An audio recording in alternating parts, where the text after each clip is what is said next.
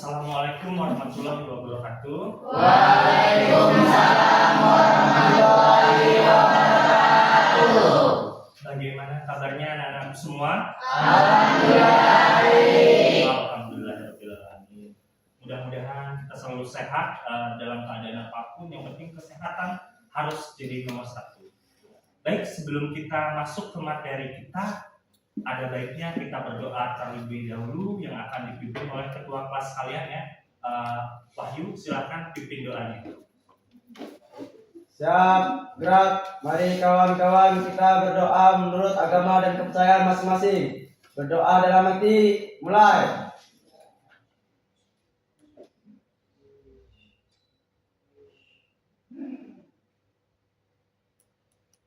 Berdoa selesai. Oke, baik. Terima kasih Wahyu sudah memimpin doanya. Sebelum kita mulai lagi ya, coba dicek dulu kolong mejanya dan sekitarnya, perhatikan adakah sampah di sana. Kalau ada, silakan dibuang pada kotak sampah yang sudah disediakan. Ada? Oke, ya buang.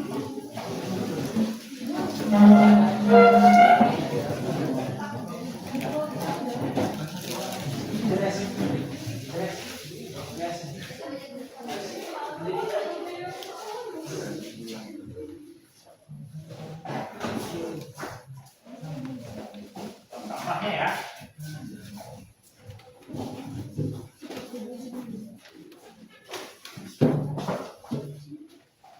Oke, sudah dibuang semua anak-anak? Jadi kapanpun kalian akan memulai pelajaran, kapan waktunya, kalau ada sampah yang mengganggu di sana, harap dibuang tanpa instruksi dari guru. Itu sangat baik, nah ya, karena kebersihan itu sebagian daripada iman. Oke, anak-anak yang luar biasa hebat ya. Oke, selanjutnya kayaknya masuk semua ya? Masuk semua nggak ini? Oke, saya cek dulu ya absennya ya. Saya absen dulu. Alivia Toresa. Eva. Dia ya. Asyati. Eva. Dina Erliana. Intan Purnama. Intan Purnama? Tidak hadir. Oh, tidak hadir. Kenapa Intan Purnama tidak hadir? Sakit Pak, diare. Sakit. Diare? Iya Pak, dari kemarin. Dari kemarin ya. Makanya jaga kesehatannya ya semua ya. Iya Pak. Baik, selanjutnya Julia Elisa. Eva. Dia ya. Kasih Melia Putri. Eva. Oiria. Eva. Oke. Melinda Sari. Eva. Reja Saputra. Eva. Rika Liantina. Eva. Rona Vitaloka.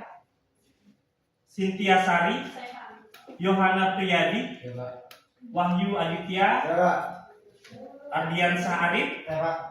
Oscar Aditya Willis. Eva. Yahya Firdaus. Sofyan Ismail. Eva. Meliza. Eva. Sela Afrina. Andika Prayoga. Eva. Apan Sohid. Eva. Bunga Lestari. Eva. Erik Ricky Rivaldo. Eva. Oh, Erik. Sudah masuk, Rik ya? Iya Pak. Gimana keadaan kakinya? Sudah sembuh? Alhamdulillah sekarang sudah membaik Pak. Oke ya, hati-hati ya kalau misalnya berkendara ataupun ini, tolong dilihat pakai sepatu lah ya, jangan pakai sendal ya. Oke. Oke, selanjutnya Putri Iklima. Eva. Masuk ya. Ripa Sanjaya. Eva. Cynthia atau Sinta. Eva. Yeni Nuraini. Oke ya. Zainal. Enggak masuk Pak, sakit. Oh, sakit. Iya Pak. Oh, sakit. Sakit Diare apa? juga Pak. Diare juga, banyak Ya. yang diare ya. Zainal ya. Oke, jadi dua orang yang tidak masuk ya hari ini ya. Jadi dari absen juga saya simpulkan ya, tolong jaga kesehatan ya. Selalu apalagi bulan-bulan ini musim diare sepertinya ya. Tolong dijaga kondisinya dengan baik supaya kita kalau sehat bisa ikut pelajaran seperti Biasa. biasa. Oke ya. Baik, untuk selanjutnya kita sebelum mulai kita adakan kesepakatan belajar, yaitu kesepakatan belajarnya bahwa satu kali pertemuan kita akan membahas satu pelajaran, selesai kita ganti lagi untuk selanjutnya ya. Oke ya, itu kesepakatan belajarnya ya Nak ya. Baik, nggak usah tegang, santai aja Nak ya, relax ya seperti biasa ya. Nah, jadi hari ini Bapak akan menyampaikan layanan klasikal ya. Di BK itu ada layanan klasikal, yaitu temanya tentang motivasi belajar bagi pelajar. Ya. Oke ya, jadi apa namanya? Ada yang pernah dengar motivasi itu apa?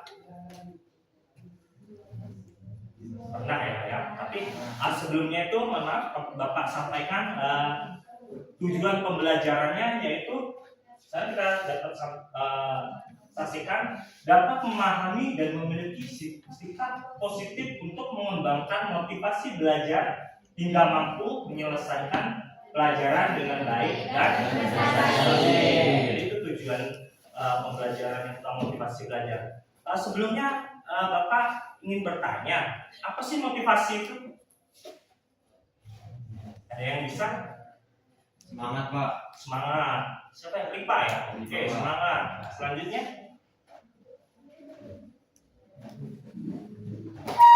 Wah, ini ngomong semangat kayaknya kurang semangat ini ya. Apa ini, faktor X atau apa ini ya? Jadi semangat. Selanjutnya ada yang tahu lagi? Oke, ada yang tahu lagi? Semangat, terus apa lagi ya? Motivasi kan biasanya pernah dengar lah ya, masuk nggak pernah dengar ya.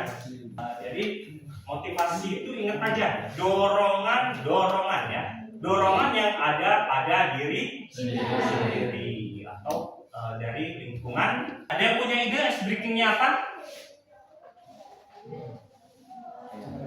Tidak ada. Oke, saya sudah menyiapkan ice breakingnya ya, nah aku semua ya. Jadi dengarkan instruksi dari saya ya semua ya. Yang pertama, setiap dari kalian memperhatikan slide yang akan saya tampilkan nanti ya. Dan nanti yang bisa jawab ya tunjuk tangan saja ya. Kita ada 3 slide ice breaking ya. Artinya kalian yang tahu silahkan tunjuk tangan dan dijawab ya. Oke, kita langsung mulai saja ya. Nya yaitu tentang tebak ya, persepsi ya. Oke ya, instruksinya. Nah, ini ada soalnya ya. Kelihatan semua? Oke, saya bacakan ya. Anda sedang mengikuti balapan. Anda menyalip orang di posisi nomor 2. Sekarang posisi Anda ada di nomor berapa? Saya Pak. Ya, Nomor 2 Pak. Nomor 2.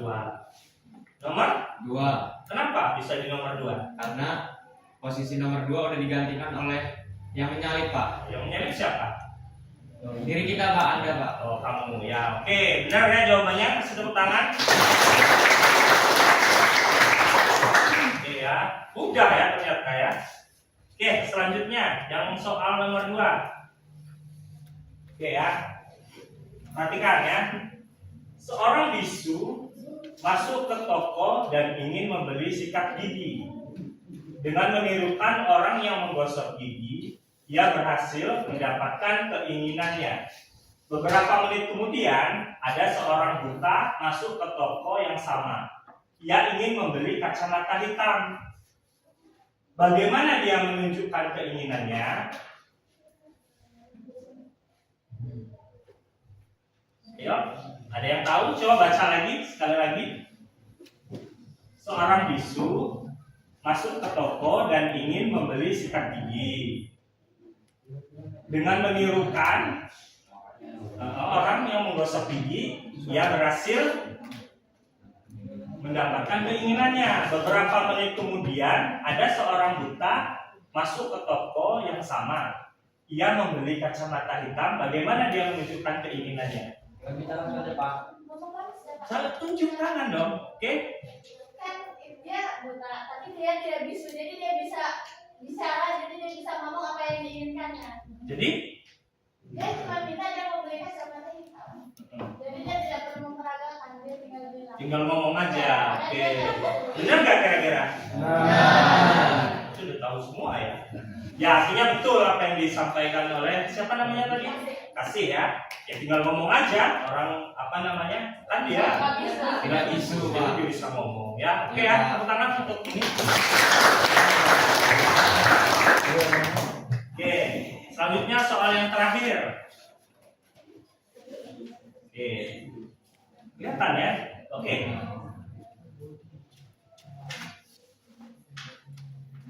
Ada 9 anak ya. Ari, Budi, Citra, Dodi, Elang, Andi, Gandhi, Henry, dan Ivan. Ada di depan ya, Nak ya. Sedang beraktivitas di dalam rumah yang sama. Ari sedang menyetrika baju. Budi sedang nonton acara televisi. Citra sedang memasak di dapur. Dodi sedang tiduran di kamar. Elang sedang mandi. Pandi sedang main catur. Gandhi sedang dengerin musik. Henry sedang makan. Aktivitas apa yang sedang dilakukan oleh Ivan? Ada yang tahu? Tunjuk tangan. Silakan baca dulu soalnya ya. Oke, saya ulangi ya. Ada 9 anak nih. Ari, Budi, Citra, Dodi, Elang, Pandi, Gandhi, Henry, dan Ivan sedang beraktivitas di dalam rumah yang sama. Ari sedang menyetrika baju. Budi sedang nonton acara televisi. Citra sedang memasak di dapur. Dodi sedang tiduran di kamar. Elang sedang mandi. Pandi sedang main catur. Gandhi sedang dengerin musik. Henry sedang makan. Aktivitas apa yang sedang dilakukan oleh si Ivan? Ayo silahkan diamati, dianalisis. Tunjuk tangan yang tahu. Oke? Oke. Apa Cynthia? Main catur. Main? Catur. Main catur. Ini benar nggak ya main catur ya? Kok bisa main catur? Karena Oh, Pandi tidak ada? Ya, benar. Kasih tepuk tangan untuk Cynthia. Ya, untuk mencapai suatu tujuan. dinamakan persepsi ya. Selanjutnya pengertian ini tadi sudah saya indikan ya, sebelum sedikit ya. Ini ada yang lengkapnya. Motivasi adalah suatu pernyataan yang kompleks di dalam suatu organisme yang mengarahkan tingkah laku terhadap suatu tujuan, goal, atau perangsang insentif. Belajar dalam arti luas dapat diartikan sebagai suatu proses yang memungkinkan timbulnya atau berubahnya suatu tingkah laku sebagai hasil dari terbentuknya respon utama dengan syarat bahwa perubahan atau munculnya tingkah laku baru itu disebabkan oleh adanya kematangan atau oleh adanya perubahan sementara oleh suatu hal. Ini menurut Nasution dan kawan-kawan ya. Motivasi belajar merupakan suatu keadaan yang terdapat pada diri seseorang individu di mana ada suatu dorongan untuk melakukan sesuatu guna mencapai Tujuan. Ingat ya tadi ya, motivasi dorongan. Ingat dorongan artinya yang memicu kita. Jenis-jenis motivasi. Nah, di sini ada jenis-jenis motivasi ya. Yang pertama, motivasi dilihat dari dasar pembentukannya. Motif-motif bawaan adalah motif yang dibawa sejak lahir. Artinya ada juga sih ya orangnya dari lahir itu memang sudah rajin, sudah pinter gitu kan ada ya. Tetapi itu semua tidak berlaku kalau kita tidak mau asahnya ya. Artinya kalau itu dibiarkan saja ya bakal hilang dengan sendirinya. Padahal itu sudah ada dari lahir ya. Selanjutnya ada motif-motif yang dipelajari. Artinya motif yang timbul karena dipelajari. Contohnya apa ya? Motif-motif yang dipelajari artinya motif yang timbul karena dipelajari. Contohnya ya, kalian bisa nggak? Sebelumnya kalian bisa nggak 1+1 sama dengan berapa? Nggak bisa ya. Nah, artinya ada hal yang harus dipelajari sehingga kita bisa mencapai tujuan itu. Jadi kalau kita nggak belajar tadi, ya sama aja ya. Jadi masih kosong begitu ya. Jadi kita perlu belajar yang lebih giat lagi untuk mencapai tujuan. Jadi motif-motif yang dipelajari artinya motif yang timbul karena selanjutnya ada motivasi intrinsik dan ekstrinsik ya. Motivasi intrinsik adalah motif-motif yang terjadi aktif atau berfungsi tidak perlu dirangsang dari luar, karena dalam diri setiap individu sudah ada dorongan untuk melakukan sesuatu motivasi ya. Artinya kalau yang intrinsik ini kita nggak perlu lagi diiming-imingi, memang sudah kemauan yang ada di dalam diri kita. Selanjutnya ada kondisi siswa dan lingkungan. Tadi ya, kondisi siswa tadi berpengaruh ya. Kalau kita sehat, kita termotivasi ya. Ya kita harus sehat dulu, baru kita bisa memotivasi diri kita untuk mencapai tujuan. Lingkungan, dukungan orang tua itu sangat penting lah ya. Kalau nggak didukung gimana caranya? Jadi kesadaran kita ya, artinya nggak ada orang tua yang tidak menginginkan anaknya sukses ya, artinya kita bisa memotivasi diri kita sendiri. Ada kisah inspiratif ya. Sebelumnya saya akan bacakan ya. Kisah inspiratif si anak bodoh. Di sekolah, setiap anak punya bakat, minat, dan kecerdasan yang berbeda. Anak yang cepat memahami sebuah pelajaran kerap disebut anak cerdas. Anak yang agak lambat disebut anak otak udang. Begitulah gambaran saat sekolah. Sering timbul perang batin pada anak-anak saat ia menerima rapot kebakaran ya. Karena kecenderungan yang sering terjadi, anak akan dimarahi oleh orang tuanya dan akhirnya beban mental anak bertambah. Sejak saat itulah cap anak bodoh akan terus melekat pada dirinya. Kata-kata buruk itu terus akan mengikuti dirinya.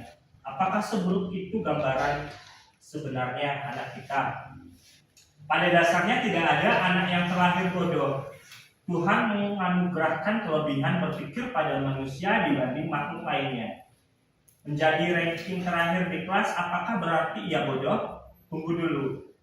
Ada seseorang anak yang dibesarkan dalam serba keterbatasan dan kemiskinan. Ibunya bernama Sonia, yang dikeluarkan dari sekolahnya karena tidak mampu membayar di kelas 3 SD. Usia 13 tahun, Sonia menikah dan melahirkan anak cemerlang, Benjamin Carson. Benjamin lahir di Detroit, Michigan 18 September 1951. Ibunya membesarkan Ben dan kakaknya Curtis seorang diri dengan bekerja sebagai pembantu rumah tangga paruh waktu. Terkadang hanya 2 atau 3 pekerjaan saja yang diambil ibu Ben.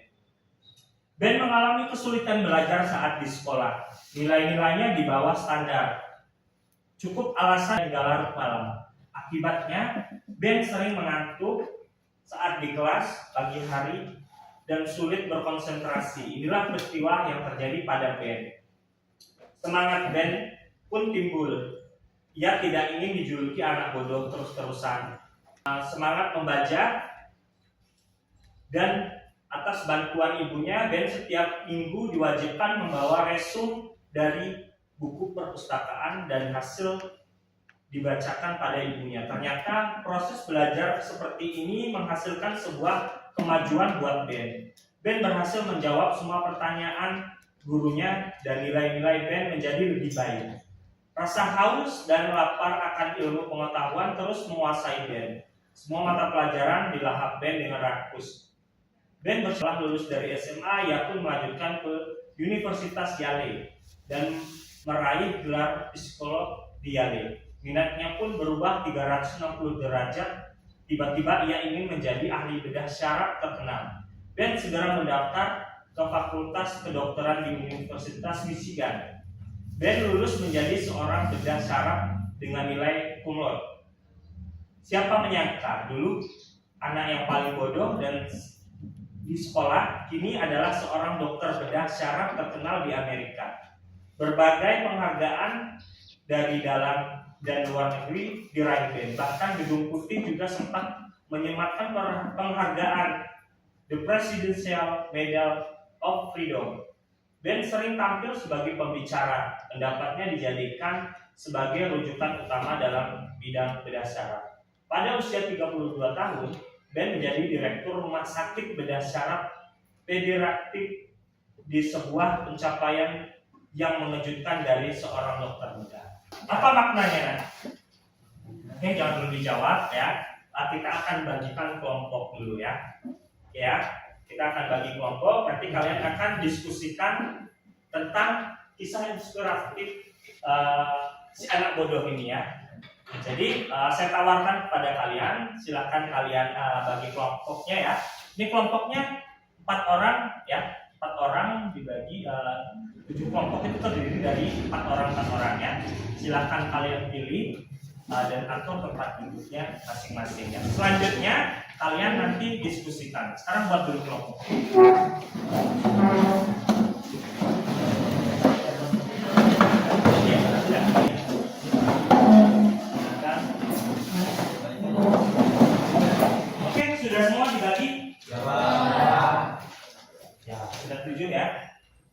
Kelompok 1 dari sini ya. 1, 2, 3, 4, 5, 6. Oh, ada yang 5 jadinya. Harusnya 7 ya. Oke, nggak apa-apa. Oke, kita bagi 6 kelompok saja ya. Sudah nggak apa-apa, nggak masalah ya. Oke ya. Jadi 6 kelompok ya. 1, ingatkan ya. 1, 2, 3, 4, 5, 6 ya. Ingat ya kelompoknya ya. Ini saya akan bagikan lembar kerjanya ya. Tolong apa untuk membagikan lembar ini ya.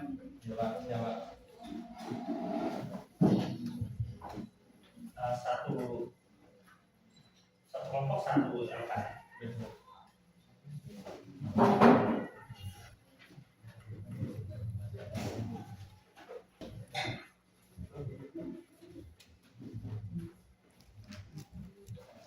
Silakan kalau sudah dibagi kelompoknya, silakan kalian diskusikan tentang kisah inspiratif ini ya. Mungkin waktunya 3 menit ya, ataupun 3 menit lah cukup ya. 3 menit waktunya kalian diskusikan. Kalau sudah nanti dikumpul hasilnya, saya mintakan 1 orang nanti untuk presentasi ke depan ya. Oke, silakan.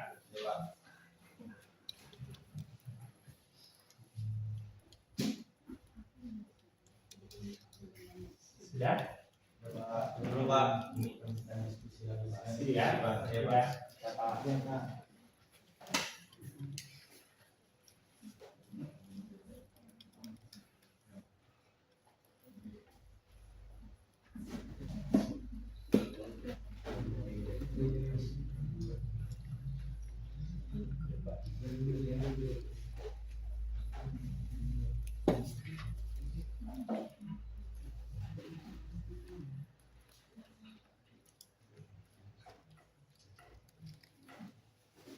Oke, selesai? Selesai Pak. Oke, siap semua ya? Ya. Kalau sudah didiskusikan dan ada kesimpulannya, siapa yang akan presentasi? Oh, kelompok 6 ya? Oke, Bunga ya, presentasikan. Izinkan saya mempresentasikan tugas saya dari perwakilan kelompok 6. Assalamualaikum warahmatullahi wabarakatuh. Waalaikumsalam warahmatullahi wabarakatuh. Saya akan membacakan tugas presentasi saya. Dari kisah inspiratif si anak bodoh bisa disimpulkan bahwa sesungguhnya di dunia ini tidak ada anak cerdas ataupun anak bodoh. Semua kembali lagi kepada kemauan kita untuk belajar bersungguh-sungguh atau tidak. Dari cerita tersebut kita ketahui bahwa seorang anak bernama Ben, ia mendapatkan beban mental karena dicap si anak bodoh oleh teman-temannya karena ia sering mendapatkan nilai kecil dan sering tidur di pelajaran sekolah. Itu semua dilatar belakangi oleh keadaan karena setiap malam ia membantu pekerjaan ibunya untuk membantu mencukupi kehidupannya sehari-hari.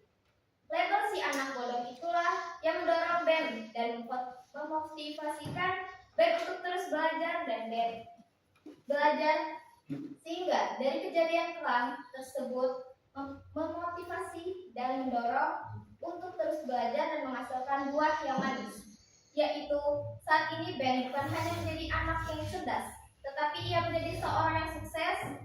Saat ini ia bukan hanya seorang ahli bedah syaraf, tetapi ia mendapatkan penghargaan dan menjadi direktur rumah sakit bedah syaraf pediatrik. Sekian presentasi tugas dari saya, kelompok 6. Saya akhiri. Wassalamualaikum warahmatullahi wabarakatuh. Waalaikumsalam warahmatullahi wabarakatuh.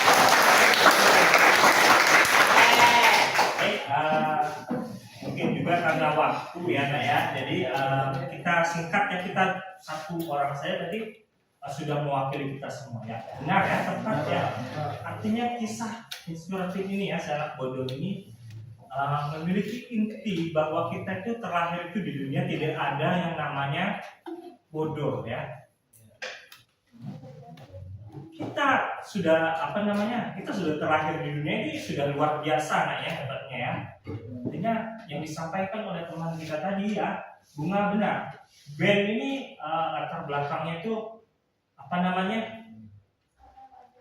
keadaannya sangat miskin lah istilahnya ya. Bahkan untuk belajar dia tidak fokus, dia harus mengurus pekerjaan rumah ya. Ini yang bukan kerjaan dia, harus dia yang menghandle semuanya. Jadi ketika sekolah dia tidak bisa fokus ya. Jadi kadang-kadang kalau ada siswa ataupun orang yang sering tidur di kelas, itu adalah latar belakangnya ya. Jadi dan juga dari individu tersebut ya, kita belajar dari Ben tadi bahwa tidak ada yang mustahil di dunia ini ya. Jadi dia meresum hasil belajar, dibawa pulang, dia belajar dengan orang tuanya, ternyata metode belajar seperti itu lebih efektif sehingga dia menjadi orang yang sukses ya. Bahkan yang dijuluki si anak bodoh tadi, dia menjadi direktur rumah sakit. Bahkan kalau kalian lihat ya, dia itu salah satu staf di pemerintahan di Amerika Serikat. Bayangkan siapa yang nyangka yang diejek dulunya anak bodoh, ya si idiot, sekarang jadi direktur dan menteri juga ya di Amerika ya. Itu memang kisah nyata ya. Artinya kita tanamkan pada diri kita sendiri ya, bahwa kalau kita belajar, kita motivasi kita belajar tinggi, kita belajar dengan sungguh-sungguh, tidak ada yang tidak bisa kita gapai semuanya selagi kita belajar dengan sungguh-sungguh dan berusaha dengan sungguh-sungguh ya. Jadi intinya poinnya pada hari ini, ayo kita sama-sama kita tingkatkan motivasi belajar yang lebih tinggi supaya kita mencapai tujuan yang lebih baik. Oke, mungkin materi pada hari ini kali ini ya cukup sampai di sini saja ya mungkin ya. Untuk minggu depan mungkin kita akan melanjutkan pelajaran yang akan datang itu tentang bimbingan karir ya. Nanti hari Kamis yang akan datang ataupun hari Rabu yang akan datang nanti kita lanjut ke materi selanjutnya ya. Oke, silakan. Siap, gerak. Mari kawan-kawan kita baca doa menurut agama dan kepercayaan masing-masing. Baca doa dan mati mulai.